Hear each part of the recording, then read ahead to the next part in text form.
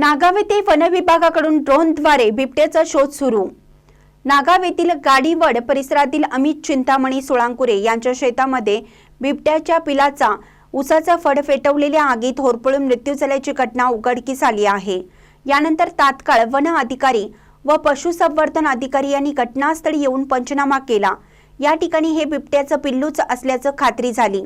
हे बिबट्याचं पिल्लू 1-2 दिवसात जन्मला असल्याचे त्यांनी सांगितले। या मादी बिबट्याची प्रसूती या परिसरात झाली असल्याची व तिने आणखीन 3-4 पिल्लांना जन्म दिला असल्याची शक्यता वन विभागाने वर्तवली आहे। नुकत्याच जन्मलेल्या या पिलाचा मृत्यू झाल्याने या पिलाच्या शोधात मादी बिबट्या परत येण्याची दाट शक्यता आहे।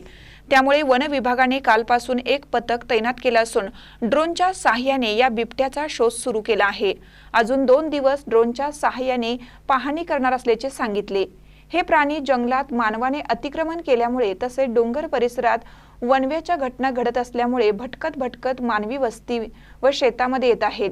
शेतकऱ्यांनी रात्रीच्या वेळी शेतामध्ये जाताना बॅटरी घेऊन जावं, तसेच मोबाईलवर गाणी लावून जावे, जेणेकरून हे प्राणी दुसरीकडे जातील। बिबट्या, गवा, रानडुक्कर, भेकर असे जंगली प्राणी आढळल्यास ग्रामस्थांनी तात्काळ वन विभागाशी संपर्क साधावा, असे आवाहन वन क्षेत्रपाल अधिकारी करवीर रमेश कांबळे यांनी केलं। तसेच नागाव ग्रामपंचायतीच्या वतीनं सरपंच विमल शिंदे यांनी नागरिकांना सावधानता व खबरदारी घेण्याचं आवाहन केलं।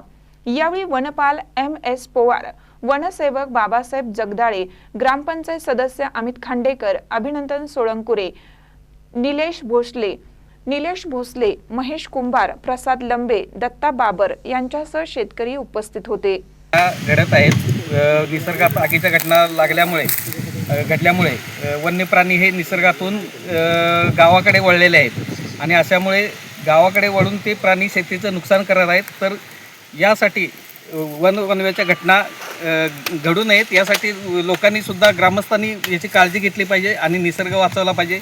वन्य प्राणी शेतीचं नुकसान करण्याचं हे एकमेव कारण आहे की ते वन्य प्राणी निसर्गातून खाली शेतीत आल्यामुळे, तिथं आग लागल्यामुळे हे घटना घडत आहेत आणि मोठ्या प्रमाणात नुकसान होत आहे आणि गावाकडे प्राणी वळलेले आहेत। तर ग्रामस्थांना एकच विनंती आहे की अशा घटना घडू नयेत याबद्दल काळजी घ्यावी। महानकर न्यूजसाठी विद्याधर कांबळे, नागाव।